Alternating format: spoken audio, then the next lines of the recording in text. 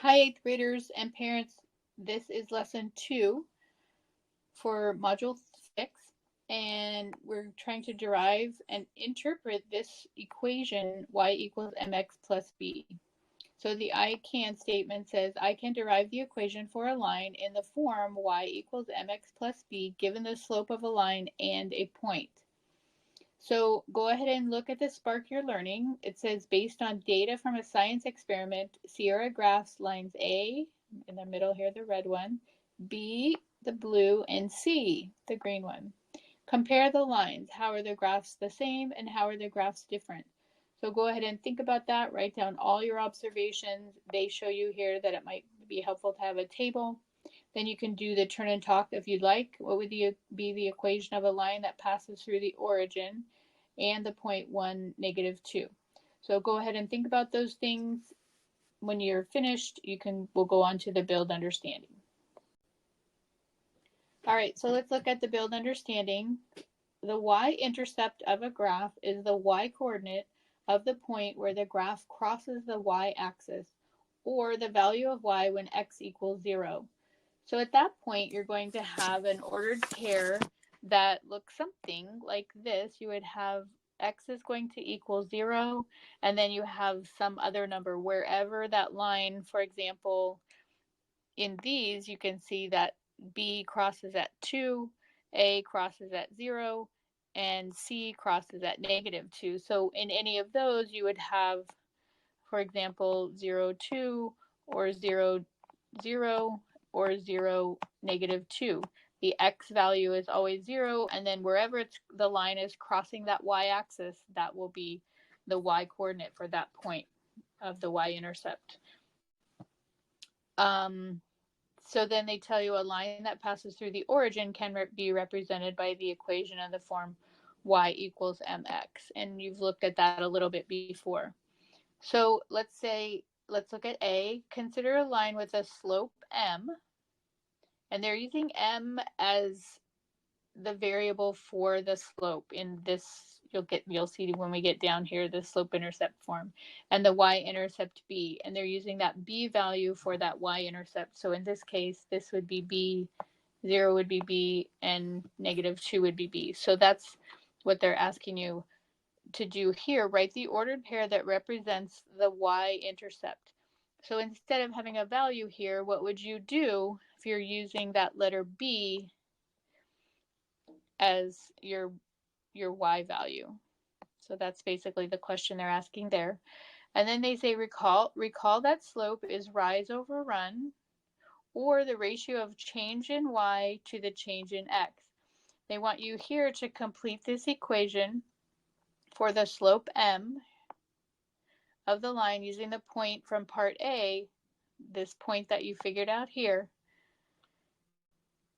and another point on the line xy. So remember, there's going to be the change in y over the change in x, and what you'll fill in here is your point that you came up with here, where you know that the x value has to be 0, and then your y-intercept is b, so your y-coordinate would be b. Then they want you here to solve this equation that you came up with here. Solve for y, so you want to come up with something that ends up with y equals something. And then D, or here, the y equals mx plus b form of the equation is a line called the slope-intercept form. And this is super important moving forward in your math learning with graphing and functions and all that. So you'll use this a lot. Then they say in D, identify the slope and y-intercept in each graph. So here they give you these equations for the lines in each case. So what they want you to do is find out what's the slope, or m, in this equation, and then what's the y-intercept, or the b, in each equation. So they gave it to you in this form. You can use this to help you. If it's already in the form y equals something times x plus something, the coefficient of x is your slope, and then what's added to it is the y-intercept. Here, where you have one that doesn't have the plus something, you know that it would be plus what? And that will be your y-intercept. Then it says E, how do the coefficient m of x and the constant b in each equation relate to the slope and y-intercept? Maybe I helped you a little too much there. So try to work on that one. So go ahead and pause the video here and finish this portion of the build understanding. So next here on the step it out, number 2, it says, is the slope of line A positive or negative? Is the slope of line B positive or negative? So try to remember from previous lessons what's different about a line that has a positive versus a negative slope. And then in B, they want you to find the slope of each line. And remember again that the slope is the change in y, the ratio of the change in y over the change in x. So that ratio, change in y to the change in x, is how you find slope. There are different ways you can do it. You can find a point on the line and find, what's the rise over the run, what's the change in y over the change in x, and so on. There are a lot of different ways. What are the y-intercepts of the lines? Where do those lines cross the y-axis? D, write the equation of line A in slope-intercept form, and then B, write the equation of line B in slope-intercept form. And then number 3, it says a line has a slope m equals -1. 1 point on the line is 2, 4. So this would be the x, and this would be the y. Substitute the x, y, and m values into the slope-intercept form of an equation to find the y-intercept. So they're going to give you some help here, and you're just supposed to fill in the blanks. Then write the equation of the line in slope-intercept form. So you're going to end up with that down here at the bottom, and they're going to walk you through it step by step. So go ahead and pause there and work on that. All right, so now let's look at numbers 4 and 5.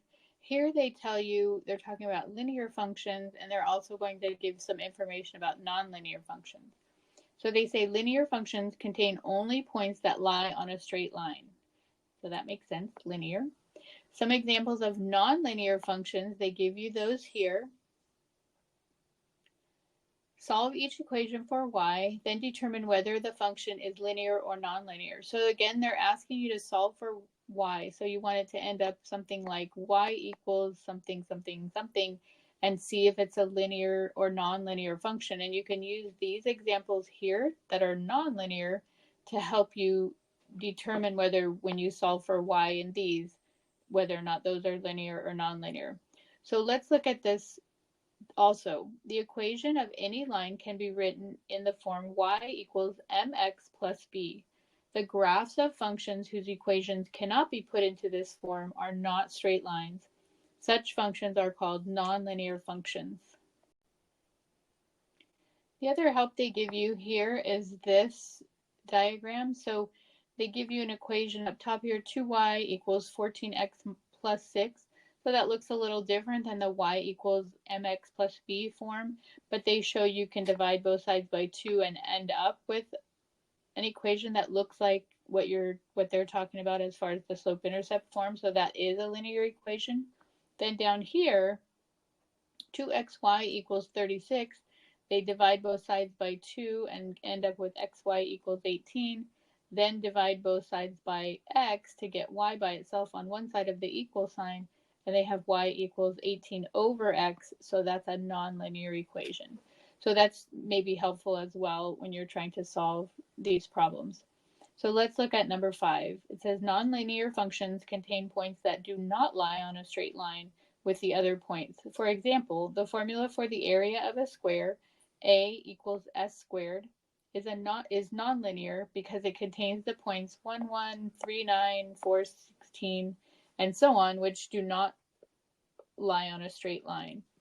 So what they want you to do in number 5 is graph 3 points for each equation. You can write a table, create the get yourself some x and y coordinates. So for example, let me just give you an example. So if I wanted to create a table, I can choose whatever I want. I can do 0, 1, and -1. Those are kind of easy to graph those points and then see if those 3 points all lie on a straight line. You can pick other values for x to help you, if depending on the equation, whatever might make it easier to solve for y.